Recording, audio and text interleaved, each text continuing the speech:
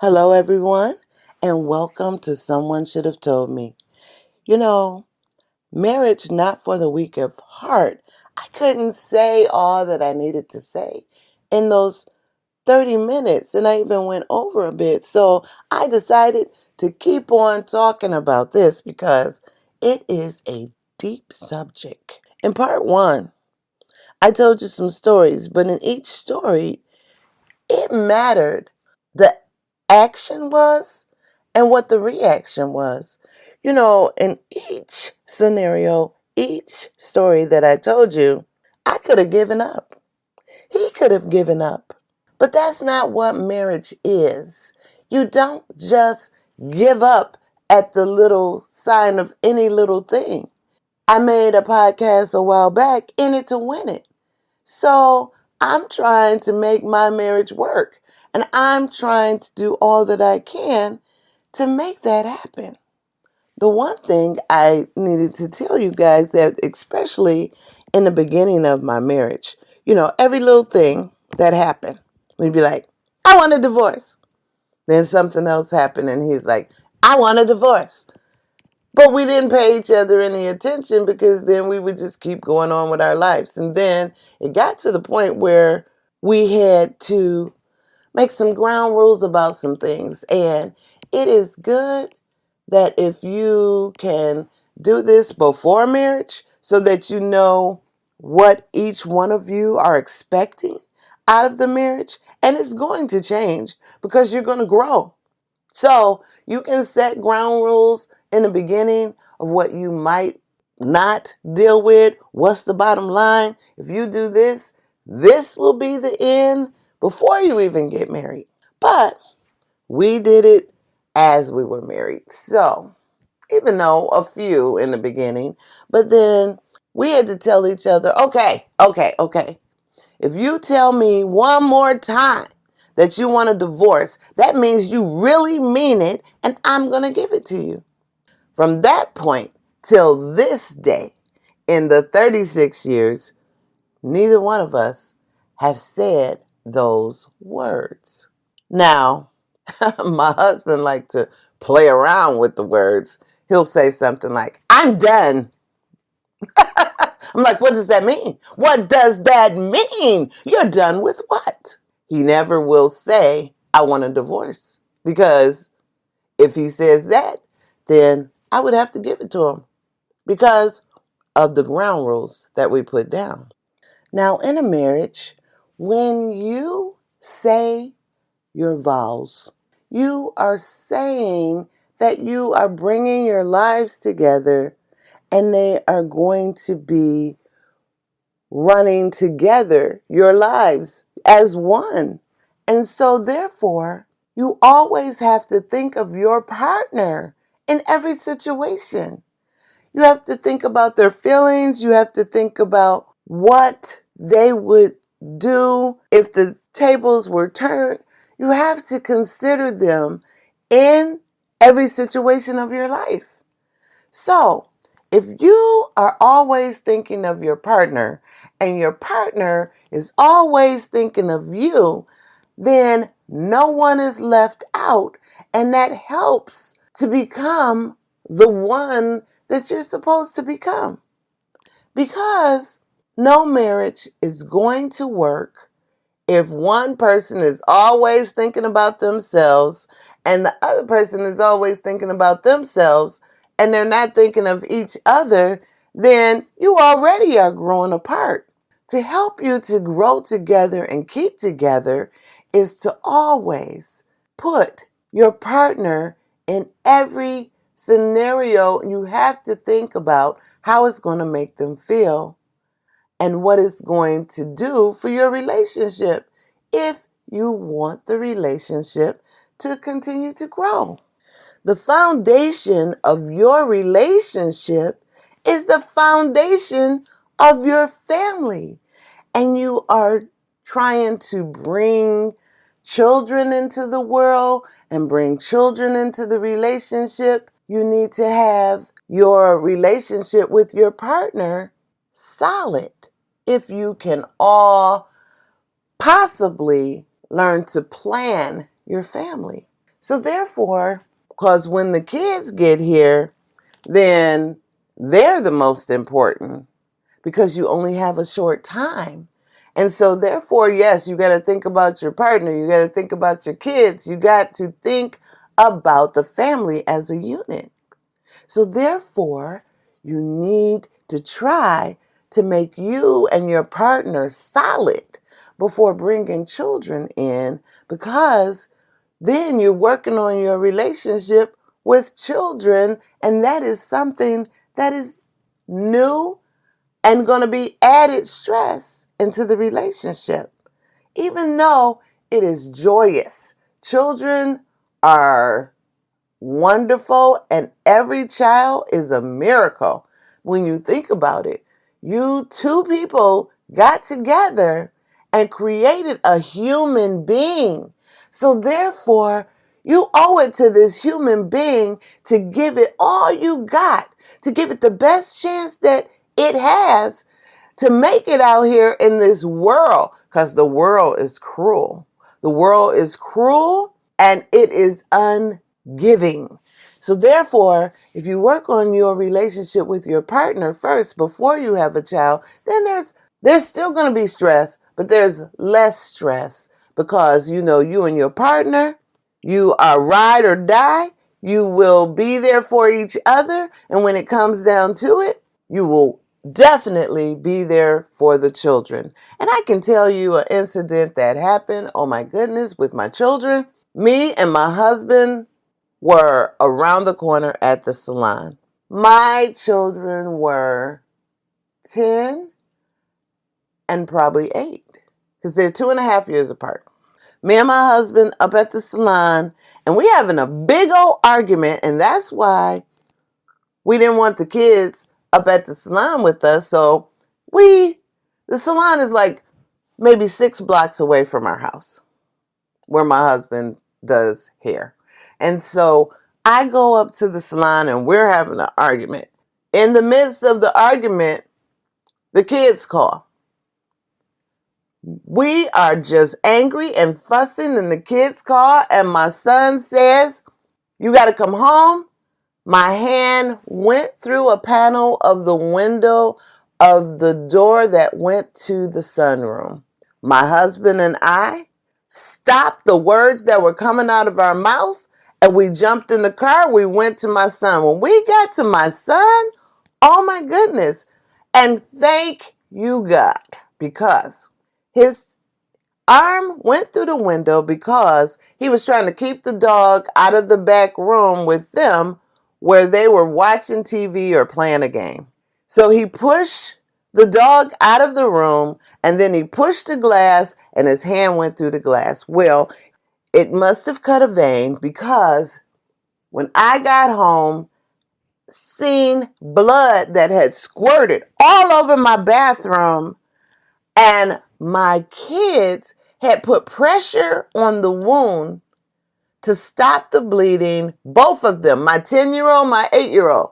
The 8-year-old was helping the 10-year-old, and I didn't even know how they knew to put pressure on it. So, as I said, thank you, God, because blood was squirting everywhere. Me and my husband, we snatched those kids up. We put them in the car. I kept putting pressure on my son's wrists while my husband was driving the car. We got there. He had to get a couple stitches. It wasn't that bad because they knew what to do. And I said, "How did you guys know to put pressure on it?" Because I hadn't taught them that. They said, "TV. We were watching TV and this had happened on TV to someone, and so we knew." Well, thank you, because it saved his life. I don't know. I mean, he wasn't getting weak or anything, about to pass out, but they knew what to do. And then once me and my husband had gotten everything taken care of and we on the way home, do you know we didn't even remember what we were arguing about in the first place? That argument that was so important that we had to go up to the salon to get it out. We didn't even remember what it was about because our child's life was in danger. And so that's what you have to understand, that Some of these things that you are arguing about, it is so petty, it doesn't even matter. So choose your battles. Choose your battles. You don't have to argue about every little thing. You're going to have to learn when you put someone else first that you're going to have to let some stuff go. Let some of that petty stuff go. Don't be just nitpicking and constantly, oh, and me. Because me is going to be by yourself, self. Because in a relationship, you definitely have to think about the other person all of the time when you're considering yourself. And if they are considering you all of the time, then that's what makes a good relationship and make it work. Even though sometimes it's a little bumpy and sometimes it's smooth. And most of the time, when it's good, it's good. Because if it wasn't never good, you wouldn't even be with this person. But when it's bad, it can be bad. And sometimes when you are trying to spare someone's feelings, not even someone, your mate, because that's what we're talking about. And sometimes your mate says something that cuts you like a knife. Oh my goodness, how could they say something like that to me? Oh my goodness. And so sometimes those times make you grow. You know, there has been times where something has happened and I have cried till I couldn't cry no more. But then once the tears are dried up, I am better and I am ready to go. I am better because I understand what I'm dealing with.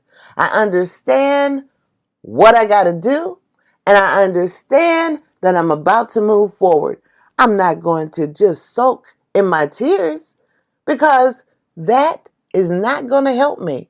I must get up and grow from those tears. I must get up and grow and move forward and decide what's next and decide that I am going to be married or that I'm not going to be married.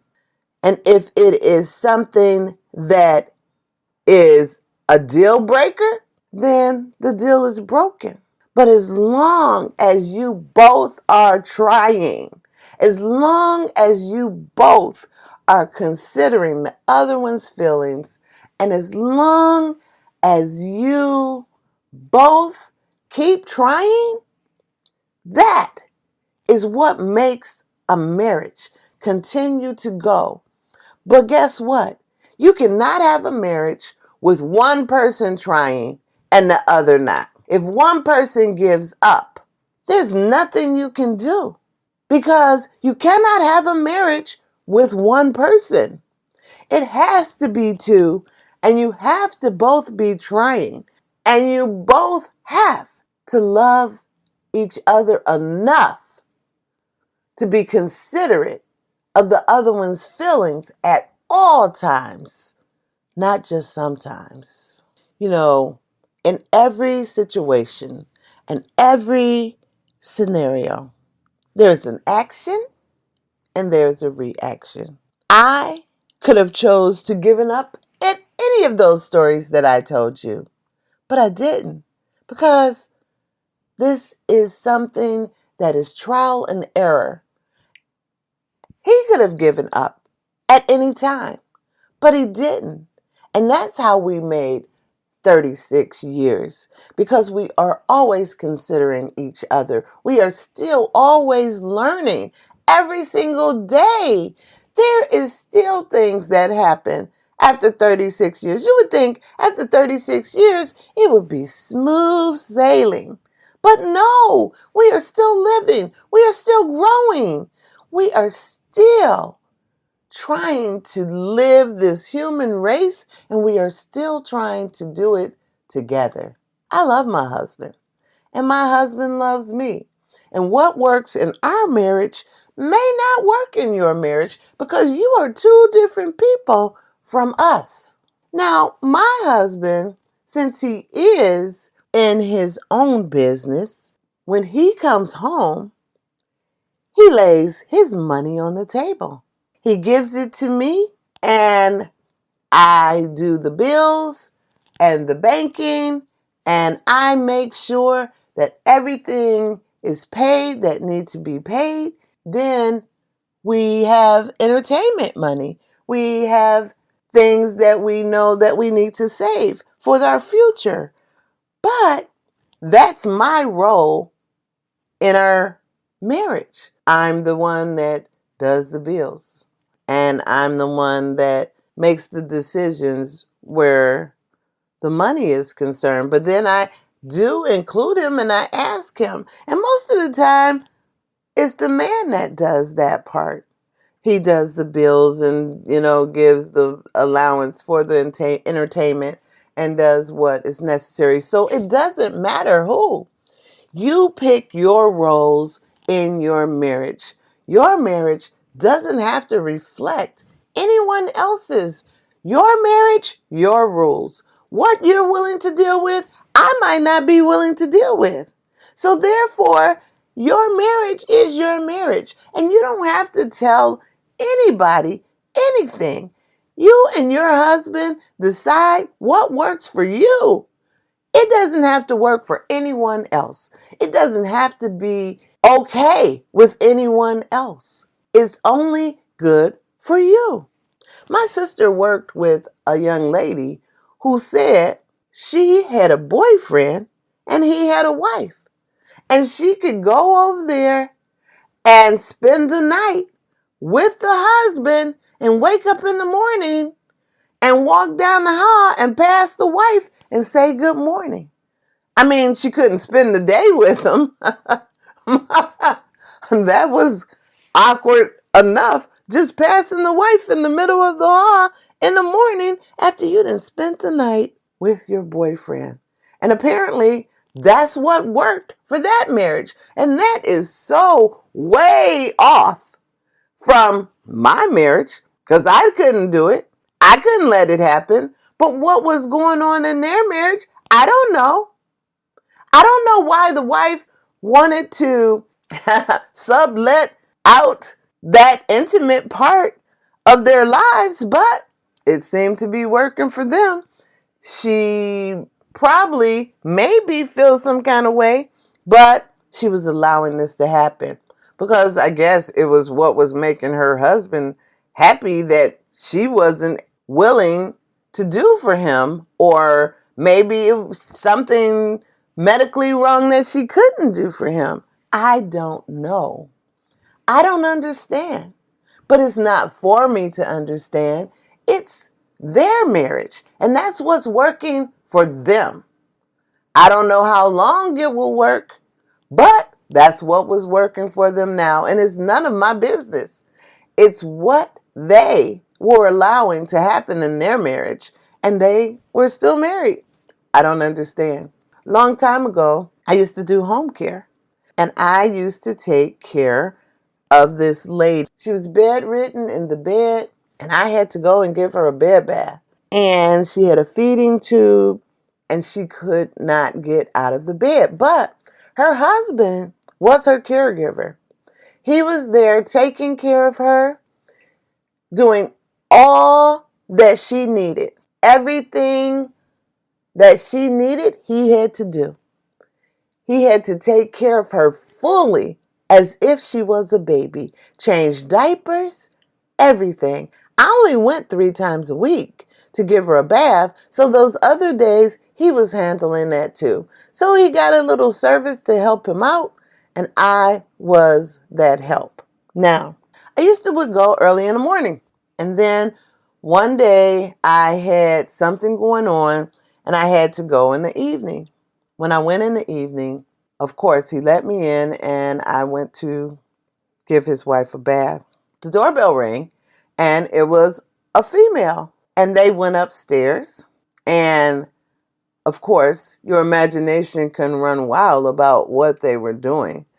And I'm sure his wife's imagination was running wild because she was the hardest bed bath that day because her mind was all there, even though she was bedridden. And she couldn't even really form words or a sentence. But she screamed the whole time I was giving her a bath, which probably when the visitation comes on a regular basis, that's probably what she did anyway. But the lady and the man, they were upstairs, and I can only imagine what they were doing. But she was screaming and screaming while I was giving her the bath, and I really, really felt for her. But in that situation, her husband was there for her, taking care of her every need.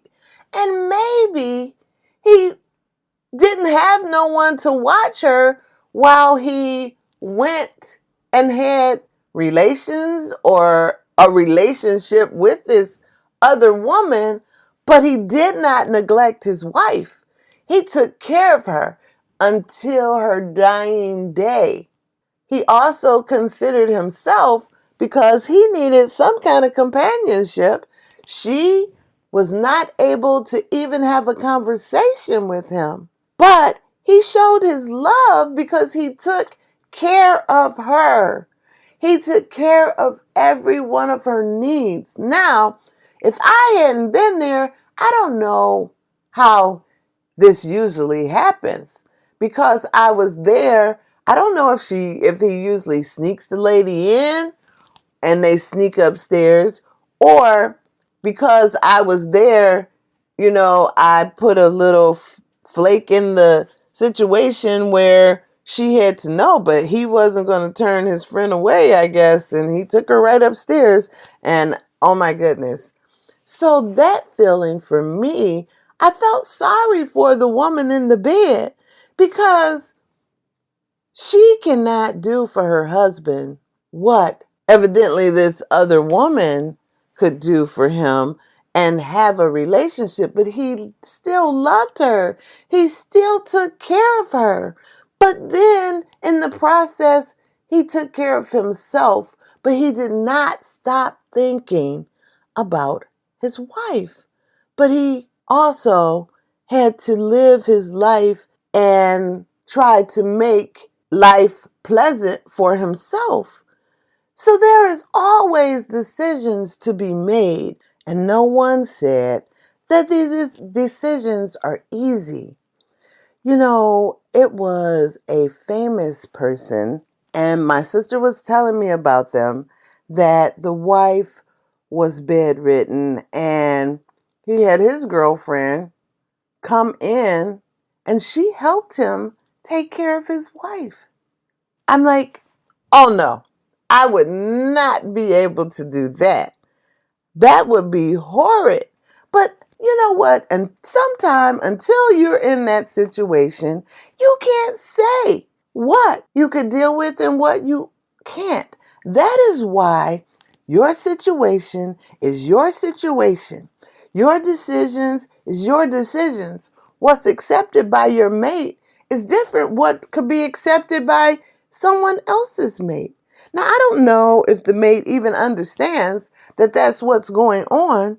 When I think about it, and it's like, if I cannot provide my mate with what is necessary in a relationship, then why would I expect them to go without? Now, I wouldn't expect him to go without if I'm bedridden and couldn't do anything, but don't bring nobody in to come help you take care of me as far as, and then y'all lovers maybe kissing over my head or something like that. No, I don't want that. And I know I wouldn't want that. So therefore, just get a babysitter for me and go out and do what you do and come on back. I don't know. But hopefully that will never happen. But it's something to think about. And just know that whatever happens in your relationship, and you can talk to other people if you want to, but the best thing for you to do is to get within yourself, because you know everything that has happened. You know every avenue that has been taken.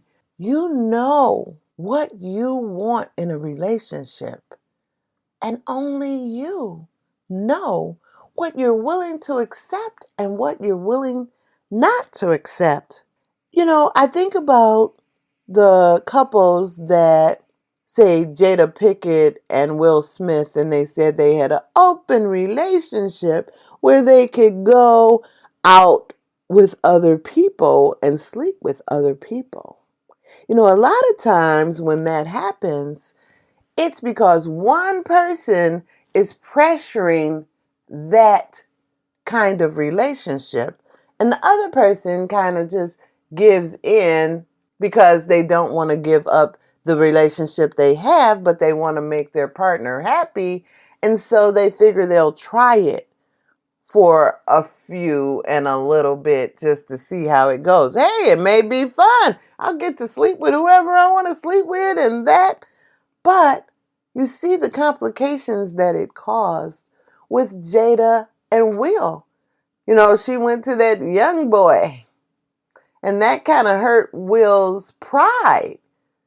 I believe that was not a good situation. You can't keep putting other people in your partnership with your mate. Has to be you and your mate making the decisions and doing what's necessary. And then if it doesn't work, then it's okay to say, this isn't working for me. And we're going to need to reevaluate because I am not comfortable with this. And I use Will and Jada, and that's a wild situation, but we don't have to even go that deep. We can do that with everyday situations. We can do that with the bedroom. Some things you're not comfortable with doing, and some things they may be comfortable with doing. But if you try it and you don't like it, it's okay to say, no, I don't like this. It's okay to try things and not like them.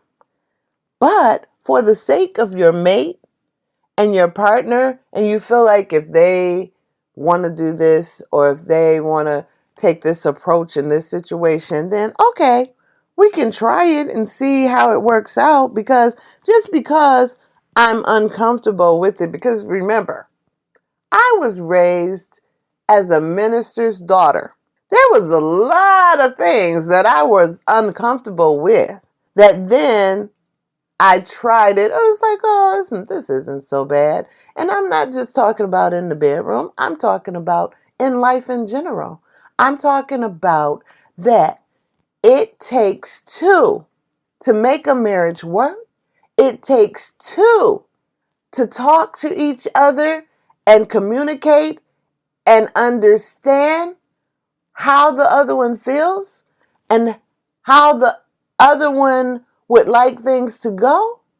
And it is definitely preferable that you had a lot of these conversations before you got married and said, I do. But even then, as time goes on, situations come up and you meet in the middle and you talk about it and you decide what is good for the both of you. And so marriage is work. That's one thing that we all can agree on. Marriage is work. And that you have to be willing to put in the time and put in the effort. Nothing is great without effort. So therefore, marriage is a great thing. I have been in it for 36 years. There have been times when it's like unbearable. Oh my goodness. I don't know what I'm going to do. But then it all seems to solve itself and come together with communication, understanding, and definitely love. But don't get me wrong. You fall in and out of love, in and out of love. Someone once told me that they were in the store and it was a couple and they had been married for 60 something years, and they asked them, So what's the secret? And their answer was, we never fell out of love with each other at the same time. So that just means that when your mate has made you so upset and you don't I don't even know why I married him or why I married her. And then you remember why you did because of something that they do or something that they say or some way that they look at you and you see it and you feel it. And then you remember it's all worth it. Everything that I've been through that has made us stronger. And you know that saying, all that doesn't kill us makes us stronger. So all that don't wreck the marriage will make it stronger. But you're gonna go through some things, and there's gonna be some tough times, and there's gonna be some great times, and you have to be willing to accept them all because that is what a marriage is. And I thank you all for listening to me. I love each and every one of you. And I wish you all great, happy marriages. And I will talk to you again soon. You can email me at sshtmpodcast@gmail.com. You can listen to me anywhere that you get your podcast. You can listen to me at Google Podcasts. Pandora even has me on Spotify, Reason Podcasts, iHeartRadio. Wherever you get your podcasts, I am there. If you listen to me on YouTube, then you have to type in my name, NORLYNDA I have a YouTube channel. And then there are a couple of videos on there with real sisters talking and diabetes get away from me. So I plan to expand with that soon, and I will talk to you guys again very soon. I love you. Have a great week. Bye.